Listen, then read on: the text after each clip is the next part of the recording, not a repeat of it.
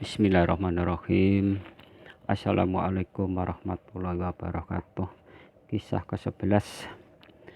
Kisah takutnya Sayyidina Hanzalah radhiyallahu anhu terhadap kemunafikan. Sayyidina Hanzalah radhiyallahu anhu bercerita, suatu ketika kami sedang berada di majelis baginda Rasulullah sallallahu alaihi wasallam.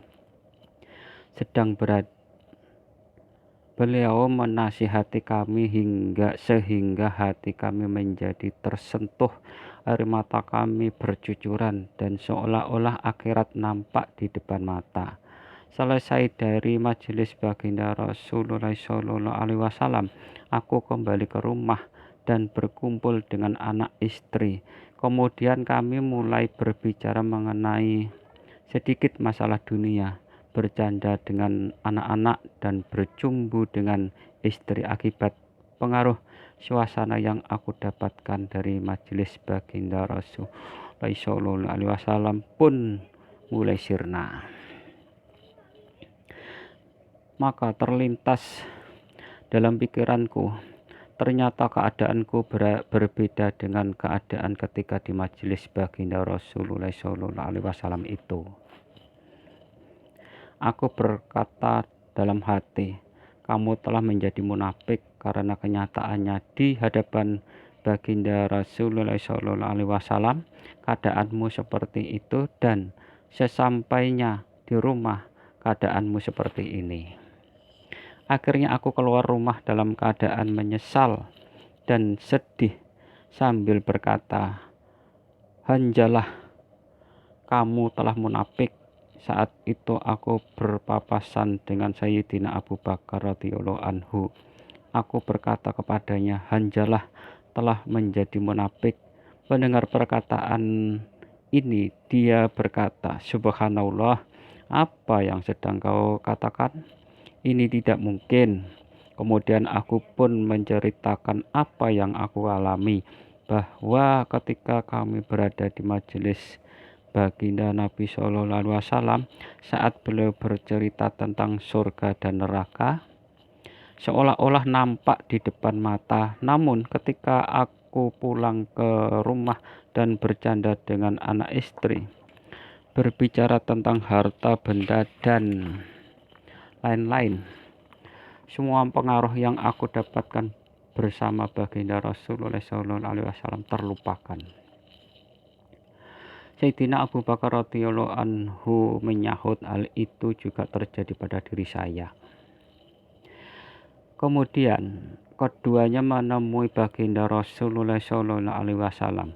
Sayyidina Hanzalah radhiyallahu anhu berkata, ya Rasulullah, aku telah menjadi munafik. Beliau berkata, apa yang terjadi? Sayyidina Hanzalah radhiyallahu anhu bercerita, ya Rasulullah, jika kami berada di hadapanmu dan engkau menceritakan surga dan neraka kepada kami, seolah-olah keduanya nampak di depan mata. Akan tetapi, jika kami berpisah dengan engkau, bercanda dengan anak istri kami, dan sibuk dengan pekerjaan rumah tangga, semuanya terlupakan. Beliau menjawab, demi zat yang nyawaku berada di dalam kekuasaannya, jika setiap saat keadaanmu selalu seperti ketika bersamaku, maka para malaikat akan berjabat tangan denganmu di tempat tidurmu dan di jalan-jalan. Wahai Hanzalah, hanya saja keadaan seperti ini adalah langka. Tetapi terkadang seperti ini, terkadang seperti itu. Dari kitab Ihya Ulumuddin dan Sahih Muslim. Faedah: manusia memiliki keperluan hidup yang harus ditunaikan, yaitu makan, minum, anak, dan istri. Bahkan menanyakan keadaan mereka pun penting. Demikian pula usaha mengingat akhirat seolah-olah nampak di depan mata adalah penting. Meskipun kita tidak mampu setiap saat, kita jangan terlalu berharap setiap saat dapat mengingat akhirat seolah-olah nampak di depan mata, karena itu adalah derajat yang langka, sebab itu adalah seperti derajat para malaikat.